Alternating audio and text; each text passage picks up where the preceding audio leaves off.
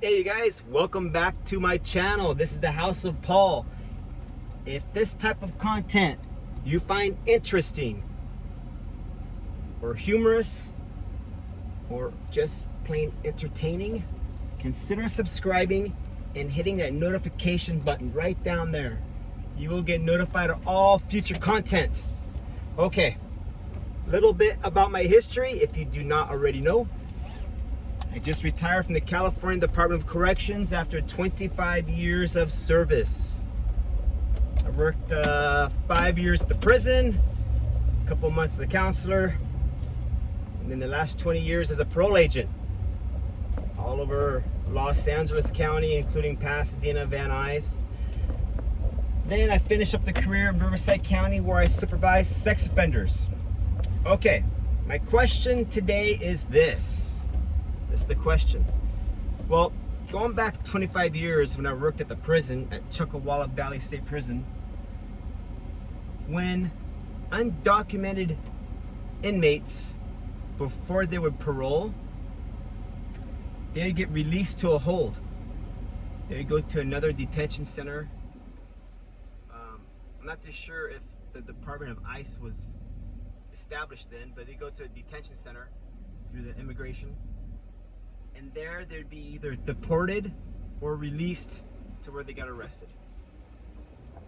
Well, that since has stopped. I'll tell you a quick story. Here in Riverside County, where I supervise sex offenders, I had a rapist on my caseload, my sex offender caseload. Bona fide rapist. And when I interviewed him, he didn't have shit here in California. Hell, he didn't have shit here in the United States. He jumped the border probably, he did like 5 years in prison for this rape. No, take it back, closer to 10.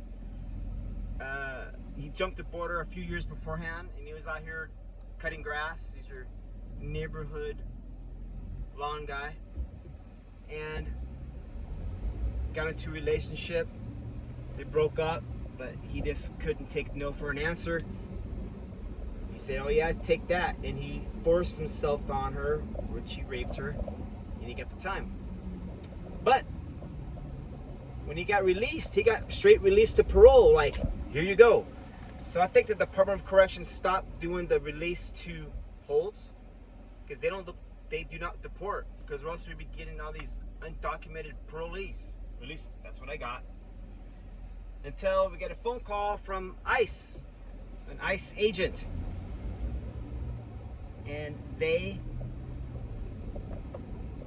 found out where he was living at. He was living in a state-funded, that we pay for, I'm talking me and you, pay for housing, where this guy was chopping it up every night with other convicted. It was a sex offender house, so all rapists, child molesters, peeping toms, child porn, you name it. All the best of neighbors, right? They're all in the same house, so his name got on the radar, and they went and picked him up and deported him. That was right before I myself retired. So I asked this, is the immigration system with the Department of Corrections broken? I think it is, or else he would have never made it to my caseload, right? And I just read today in the news that Los Angeles County received another busload of illegal immigrants from Texas. And this was the fifth busload from Texas, because Texas does not want them, but LA County, I guess, is a sanctuary, I don't know, city, county. So Texas is like, here, if we don't want them, here you go, poof. So I think that's a good move. I'm thankful I do not live in Los Angeles County. So anyways, what is your thoughts on that? I am going to vote. You commit a crime here, especially a felony sex offense case you were convicted for, or you took a deal for, it's the same thing, and you are now a registered sex offender. Oh hell no. Go back to wherever you came from. Deal for there. Now, Do we think or do we know he would hop the border? Oh, of course. Yeah, he can easily do that if he has the means. But until then, he is Mexico's problem. What is your thoughts on that? Put your comments below. Again, subscribe if you find this type of content entertaining.